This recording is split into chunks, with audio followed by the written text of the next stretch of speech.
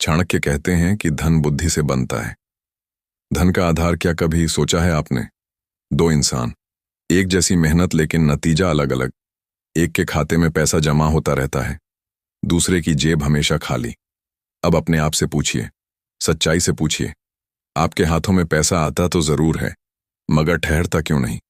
अगर इस सवाल का जवाब ढूंढ रहे हैं तो यह वीडियो आपके लिए बनी है।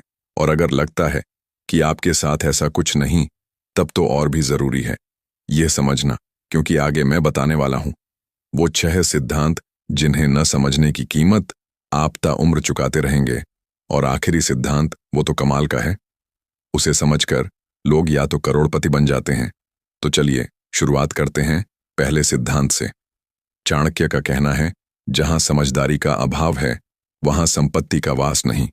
अब इस एक पंक्ति को हल्के में ना लें, क्योंकि आपकी आर्थिक स्थिति, आपकी तमाम धन संबंधी परेशानियां और आपकी संपन्नता या दरिद्रता सब इसी एक वाक्य में समाई हुई है। अब एक प्रश्न आपसे, आप अपने जीवन के अधिकतर निर्णय कैसे लेते हैं? विचार करके या भावनाओं के बहाव में? क्योंकि यदि उत्तर दूसरा है तो मुझे आपको चेताना होगा। हाँ भाई, सच में चेताना होगा, क्योंकि धन उस व्यक्ति से कतराता है जो भावनाओं का गुलाम हो। अब जरा ईमानदारी बरतिए। आप पैसा खर्च कब करते हैं? खुशी आई, चलो दोस्तों को पार्टी दे देते हैं। क्रोध आया, जो होना है देखा जाएगा। दुख में डूबे, यार दिल बहुत भारी है, कुछ खरीद लेते हैं, मूड फ्रेश होगा। और सबसे घातक सेल का बोर्ड देखा और बस 50% छूट। अब नहीं लिया तो गुनाह हो जाएगा। अब बताइए, यह फैसले आपके दिमाग ने लिए थे या उस क्षण की भावना ने? यहीं से शुरू होता है पैसे का आपसे दूर होना। चाणक्य कहते हैं, धन को सुरक्षा की दरकार होती है। उसे चाहिए स्थिरता, उसे चाहिए एक ऐसा स्वामी जो उसकी रखवाली कर सके। और जब धन देखता है कि आपका मिजाज रोज बदल रहा, आज प्रसन्न कल उदास परसों क्रोधित, तो धन घबरा जाता है। वो सोचता है यहां तो हर फैसला मनोदशा पर निर्भर है, यहां रहना जोखिम भरा है। और फिर वह चुपके से खिसक लेता है। थोड़ा हंसी जाक में पूछूं, क्या कभी कहा है आपने, आज बहुत तनाव है, शॉपिंग करके थोड़ा मन बहलाते हैं? यदि हां, तो शायद यह बात खटके। लेकिन यही आदत आपको निर्धनता की ओर धकेलती है, क्योंकि आप धन को इलाज की तरह इस्तेमाल कर रहे हैं, जबकि धन तो व्यवस्था का हिस्सा बनना चाहता है। चाणक्य नीति स्पष्ट करती है, जिसका अपनी भावनाओं पर वश नहीं, उसका धन पर भी वश नहीं होता। और यह बात गांठ बांध लीजिए, भावनाओं में लिया हर निर्णय भविष्य से उधार लिया गया घाटा है। अब एक कठोर सत्य, दुनिया के अधिकांश लोग गरीब इसलिए नहीं कि उनकी कमाई कम है, वे गरीब इसलिए रहते हैं क्योंकि वे गलत वक्त पर गलत कारणों से खर्च करते हैं। उनका खर्चा किसी योजना से नहीं, मनोदशा से संचालित होता है। और धन मिजाजी लोगों को पसंद नहीं करता।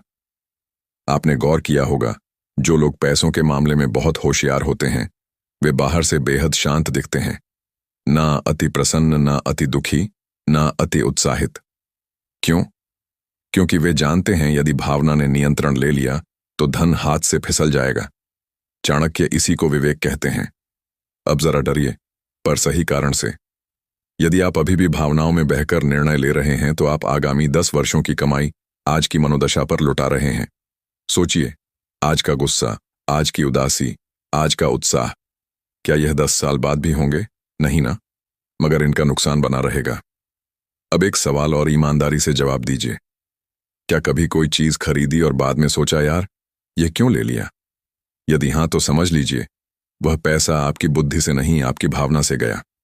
और चाणक्य कहते हैं, जो धन भावना में जाता है वो वापस नहीं आता। अब उम्मीद की बात, शुभ समाचार यह है कि बुद्धि कोई ईश्वर प्रदत्त वरदान नहीं, विवेक सीखा जा सकता है। आप अभी से आरंभ कर सकते हैं।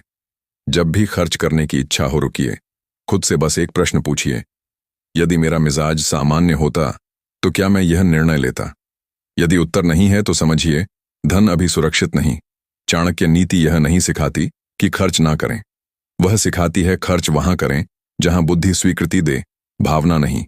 यही अंतर है अमीर और गरीब की सोच में। गरीब सोचता है मन चाह रहा है, अमीर सोचता है क्या यह निर्णय मेरे भविष्य को सुदृढ़ करेगा? अब थोड़ा गंभीरता से सुनिए, यदि आज आप अपनी भावनाओं को काबू नहीं करते तो कल आपकी परिस्थितियां आपको काबू करेंगी। और जब परिस्थितियां नियंत्रण में ले लेती हैं तो धन सबसे पहले भाग खड़ा होता है। चाणक्य कहते हैं, पहले बुद्धि को समृद्ध बनाओ, धन स्वतः पीछे से चला आएगा और बुद्धि समृद्ध